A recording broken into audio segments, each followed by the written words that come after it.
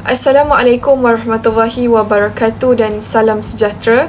Saya Nur Solehah binti Nur Azam, mesra dipanggil sebagai Solehah, dan rakan pembentang saya Nurul Ain Syafiqah binti Muhammad Hafiz Izzuan, juga mesra dipanggil sebagai Ain. InsyaAllah hari ini kumpulan kami akan membentangkan satu analisis akademik terhadap sebuah artikel yang bertajuk Cabaran Komunikasi Guru Taska dalam Pengajaran dan Pembelajaran dalam Talian Pasca Pandemik. Seterusnya kita akan beralih kepada pengenalan artikel. Artikel ini diterbitkan selepas tempoh pandemik COVID-19 dan sangat relevan dengan konteks dunia pendidikan semasa. Ia membincangkan bagaimana guru-guru taska menyesuaikan diri dengan perubahan besar apabila aktiviti pengajaran dan pembelajaran yang kita kata selama ini dijalankan secara bersemuka tetapi terpaksa beralih sepenuhnya ke platform dalam talian. Isu komunikasi menjadi tumpuan utama kerana bagi kanak-kanak taska, komunikasi bukan sekadar menyampaikan maklumat tetapi turut melibatkan emosi, ekspresi wajah, nada suara dan hubungan sosial. Justeru, apabila komunikasi berlaku melalui skrin semata-mata, banyak cabaran baharu yang muncul yang dapat memberikan kesan bukan sahaja kepada kefahaman murid tetapi juga kepada keberkesanan penyampaian guru. Dan insyaAllah dalam artikel ini penulis meneliti cabaran tersebut daripada pelbagai sudut. Antaranya yang pertama ialah keterbatasan komunikasi bukan lisan seperti sentuhan, pandangan mata dan reaksi spontan. Dan yang kedua, masalah kefahaman akibat kekangan teknologi seperti kita kata gangguan audio dan juga video. Dan yang ketiga ialah kesan terhadap kesantunan dan kejelasan mesej, terutamanya apabila komunikasi dilakukan melalui mesej, teks ataupun panggilan video yang pendek semata-mata. Dan tujuan pembentangan ini bukan hanya untuk menilai isi kandungan semata-mata tetapi juga untuk melihat dari sudut format penulisan, struktur kejelasan dan keutuhan wacana artikel tersebut. Dengan kata lain, kumpulan kami akan menilai bagaimana penulis menyusun teks ini supaya menjadi sebuah karya ilmiah yang mantap, tersusun dan mudah difahami oleh pembaca. Tambahan pula, dalam konteks pendidikan awal kanak-kanak, kemahiran komunikasi merupakan kita kata elemen asas yang membentuk perkembangan kognitif dan sosial murid. Maka, perbincangan ini bukan sekadar relevan kepada guru taska, malah kepada semua pendidik yang kini perlu menyesuaikan diri dengan dunia pendidikan digital. Keutuhan wacana atau coherence daripada aspek semantik dan leksikal merupakan aspek yang sangat penting dalam penulisan akademik. Ia merujuk kepada sejauh mana sesuatu teks itu dapat difahami secara menyeluruh melalui aliran idea yang tersusun, hubungan logik antara ayat dan kesinambungan antara perenggan. Dalam erti kata lain, keutuhan wacana ini adalah untuk memastikan teks tidak berselerak, sebaliknya bergerak dengan lancar daripada satu idea kepada idea yang lain. Dalam artikel yang bertajuk Cabaran Komunikasi Guru Taska dalam Pengajaran dan Pembelajaran dalam Talian Pasca Pandemik, keutuhan wacana ini dapat dilihat dengan jelas melalui beberapa aspek, iaitu aspek semantik, leksikal, gramatikal dan fonologi. Mari kita menyelusuri aspek yang pertama iaitu dari sudut semantik, iaitu makna bahasa. Penulis berjaya mengekalkan maksud yang konsisten sepanjang artikel. Sebagai contoh, apabila penulis menggunakan frasa, guru menghadapi kesukaran membaca emosi murid melalui skrin. Oleh itu, penulis mencadangkan agar guru ini menggunakan aktiviti, nyanyian atau gerakan tangan bagi menggantikan komunikasi bukan lisan. Kedua-dua ayat ini menunjukkan hubungan makna sebab dan akibat yang jelas. Frasa, oleh itu, menandakan kesinambungan logik antara masalah dan cadangan penyelesaian. Hubungan semantik seperti ini memastikan pembaca memahami mesej penulis tanpa kekeliruan. Selain itu, penulis juga mengekalkan bidang makna yang sama, iaitu bidang komunikasi dan pendidikan awal kanak-kanak. Ini menunjukkan keutuhan dari segi makna keseluruhan teks. Dari sudut leksikal pula, penulis menggunakan pengulangan dan variasi perkataan bagi menekankan fokus terhadap tema utama. Perkataan komunikasi berulang dalam pelbagai bentuk seperti komunikasi bukan lisan, kemahiran komunikasi dan interaksi guru dan murid. Selain pengulangan, penulis turut menggunakan sinonim seperti berinteraksi, menyampaikan mesej dan memahami tindak balas murid. Semuanya masih dalam ruang makna yang sama. Strategi ini membantu mewujudkan kohesi leksikal, iaitu kesinambungan dari segi pilihan kata yang berkait rapat antara satu sama lain. Baik, seterusnya keutuhan wacana dari segi gramatikal ataupun tata bahasa. Penulis menggunakan struktur ayat yang tersusun dan kohesif. Contohnya, kita kata penggunaan kata hubung seperti oleh itu, selain itu dan namun begitu berperanan penting untuk menghubungkan idea antara ayat. Sebagai contoh yang dinyatakan di dalam skrin, guru perlu kreatif dalam menarik perhatian murid. Selain itu, mereka juga harus peka terhadap perubahan emosi walaupun tanpa komunikasi bersemuka. Kata hubung selain itu menunjukkan kesinambungan idea antara dua ayat. Begitu juga penggunaan kata ganti nama seperti guru, mereka dan murid memperlihatkan konsistensi rujukan yang membantu mengekalkan keutuhan tata bahasa dalam teks. Dan selain aspek gramatikal, penulis juga menunjukkan keutuhan semantik, iaitu kesatuan makna dalam setiap perenggan. Setiap ayat membawa makna yang menyokong ayat sebelumnya, menghasilkan aliran pemikiran yang lancar dan mudah diikuti. Dalam konteks akademik, keutuhan wacana ini amat penting kerana ia membezakan penulisan ilmiah dengan penulisan umum. Artikel ini membuktikan bahawa penulis bukan sekadar melapu dapatan tetapi menyusun hujah secara teratur dan juga logik. Tambahan lagi, gaya bahasa yang digunakan adalah formal tetapi tidak kaku.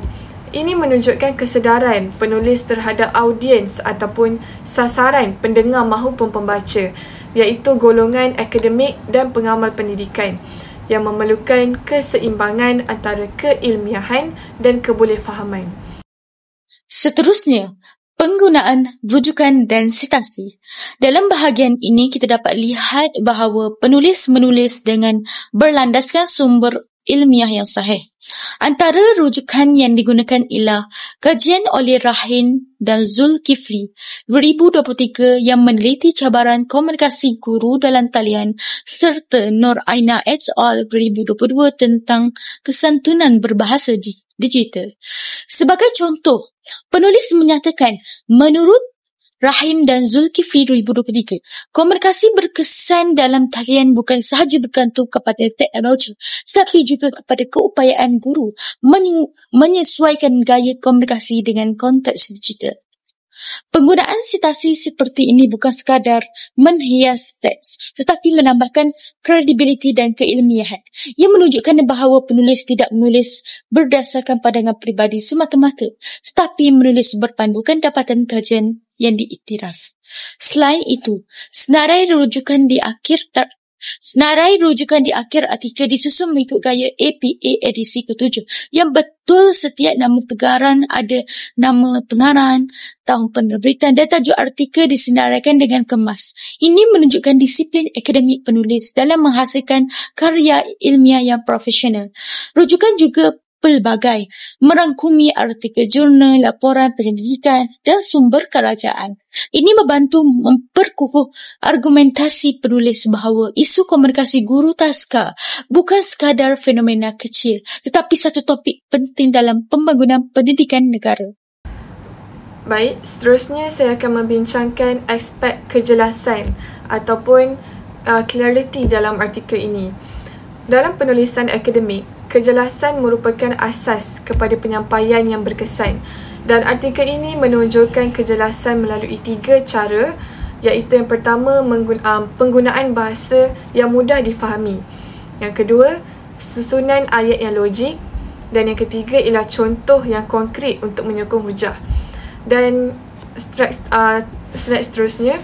Sebagai contoh untuk bahasa yang mudah difahami, dalam artikel telah dinyatakan guru perlu menggunakan perkataan yang pendek, arahan yang jelas dan nada yang mesra agar kanak-kanak memahami tanpa rasa takut. Ayat ini ringkas, padat dan terus kepada maksud.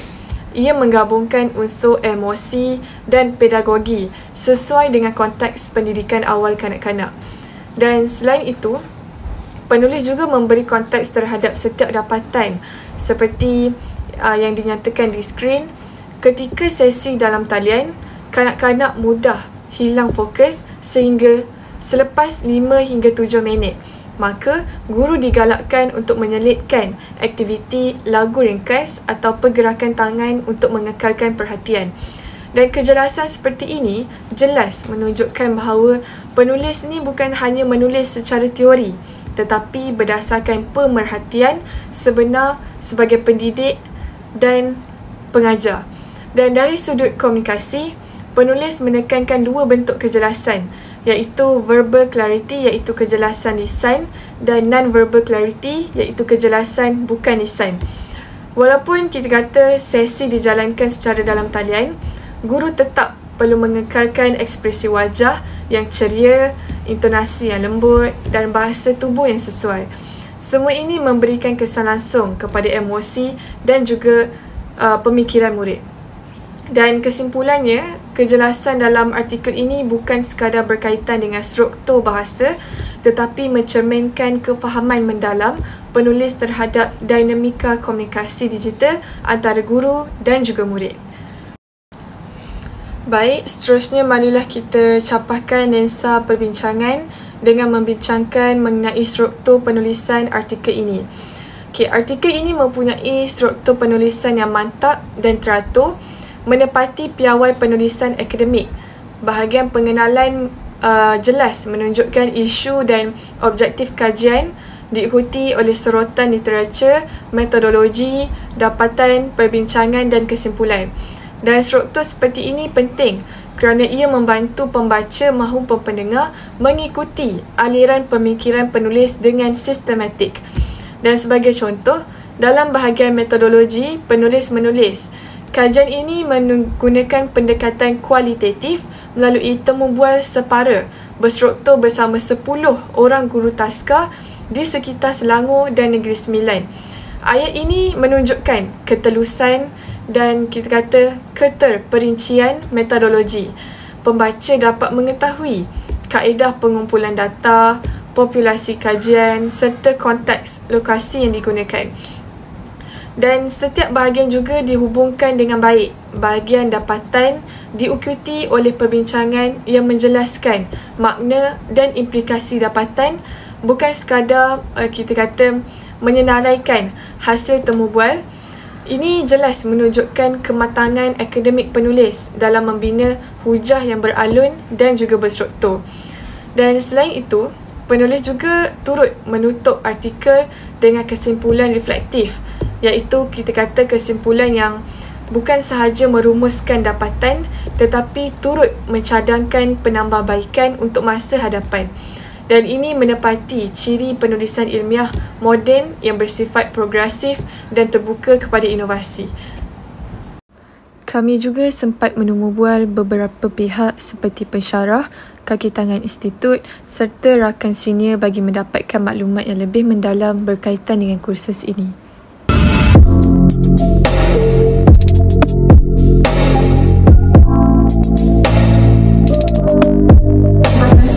Doktor pengajaran talian, apakah cabaran komunikasi yang paling ketara? Pengalaman saya mengajar, yang pertama saya dah 30 tahun dah mengajar, dan talian ni selama 25 tahun. Cabaran pertama adalah masalah alatan kepada pelajar lah. Jadi pelajar ni sama ada dia ada alat komunikasi ataupun tak ada. Maksud komunikasi tu maksudnya talian internet lah. Talian internet dia ada, tak ada. Kalau dia ada tu, adakah benda tu boleh digunakan laju ke, slow ke. Dan yang kedua, adakah pelajar tu bersedia untuk menggunakan alatan komunikasi dan alat-alat teknologi, maksudnya menggunakan komputer, laptop, iPad ataupun telefon. Dan yang paling besar cabaran ni adalah data yang kita nak guna. Tapi sekarang ni semua pelajar telah ada wifi percuma yang diberikan oleh ITG. Jadi dari segi infrastruktur tak ada masalah. Dari segi alatan teknologi yang nak guna, laptop ataupun iPad ataupun telefon, rasa semua pelajar telah ada. Kita tak ada masalah lah. Cuma sekarang ni sama ada pelajar nak guna ataupun masyarakat tu nak guna. Dari segi kesediaan ni lah, kesediaan dari segi badan dia nak guna ataupun nak guna. Sebab kalau dia tak biasa guna, dia akan mungkin melambatkan kerja dia. Kalau dia dah biasa guna, insyaAllah boleh diteruskan. Dan kedua adalah bagaimana doktor melihat peranan kesantunan bahasa dalam memastikan kelas dalam talian berjalan dengan lancar. Okey, kesantunan bahasa, subjek atau apa? Cara, maksudnya kesantunan bahasa menggunakan bahasa. Okey, dalam media sosial sekarang ni, aspek kesantunan bahasa ialah benda yang perlu diberi perhatian lah kepada semua pelajar lah, ataupun semua masyarakat. Sebab sekarang ni ramai dalam media sosial, aspek-aspek itu kurang diberi perhatian. Contohnya kalau kita tengok dalam WhatsApp, penggunaan bahasa yang tidak betul, yang tidak lengkap, gunakan kata-kata yang mengelirukan orang, kata tidak atau bukan dan sebagainya lah. Hanya Tuhan yang punya diri saja yang tahu. Kalau dia tahu pada umum, orang lain tak tahulah apa isi yang dia cerita. Jadi kalau kita nak memartabatkan bahasa Melayu, kita kena pastikan bahasa yang digunakan tu bahasa yang standard lah, dalam bahasa dalam pustaka, dan bukan bahasa-bahasa ringkas ataupun bahasa-bahasa slang yang digunakan sepanjang masa lah. Salam.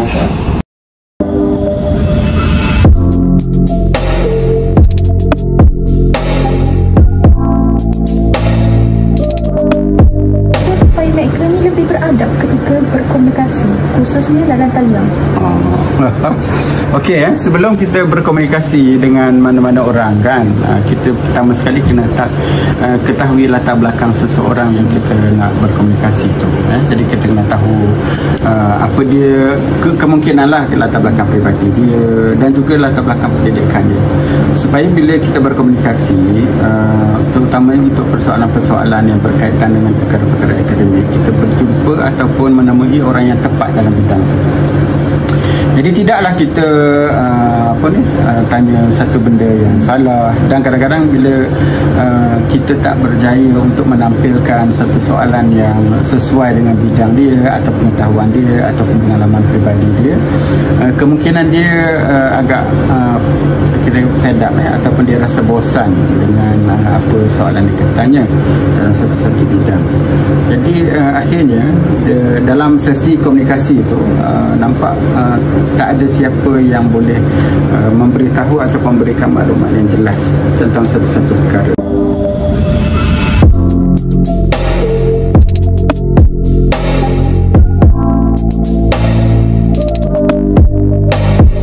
Kesopanan dalam berbahasa dalam diri pelajar dapat mencerminkan identiti mereka. Pelajar ni baguslah. Bila jumpa dengan makcik dia bagi salam, dia tak tumpah lalu, hormat lah, sopan lah, taklah sombong, gitu.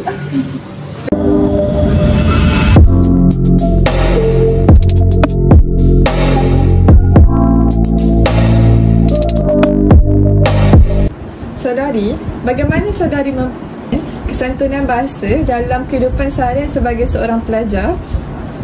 Cara saya mempraktikkan kesantunan bahasa dalam kehidupan saya ialah saya akan menghormati orang lain dengan percakapan yang elok tu. Saya juga akan menghormati bahasa luar dan tidak mencampurkan bahasa Melayu dengan bahasa asing, serta menggunakan bahasa Melayu dalam pelbagai aspek.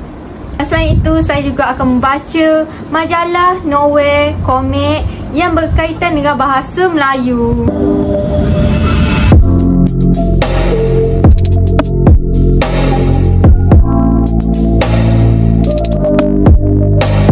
Bersama dengan rakan saya seterusnya ialah Saudara Husna. Saudara Husna, bagaimanakah saudari mempraktikkan bahasa yang sopan ketika kelas maya berlangsung? Saya akan menggunakan perkataan yang sopan semasa saya berkomunikasi dengan guru saya di kelas maya. Saya juga akan mengelakkan menggunakan perkataan atau istilah yang boleh membawa kepada dua maksud. Selain itu, saya juga akan mengelakkan atau mengurangkan menggunakan perkataan atau istilah yang kasar kerana mungkin ia boleh menyinggung perasaan guru semasa saya belajar di dalam kelas maya. Sebagai penutup, dapat dirumuskan bahawa artikel cabaran komunikasi guru taska dalam pengajaran dan pembelajaran dalam talian pasca pandemik ini menunjukkan gabungan yang baik antara isi yang relevan, struktur yang teratur dan wacana yang berkesan.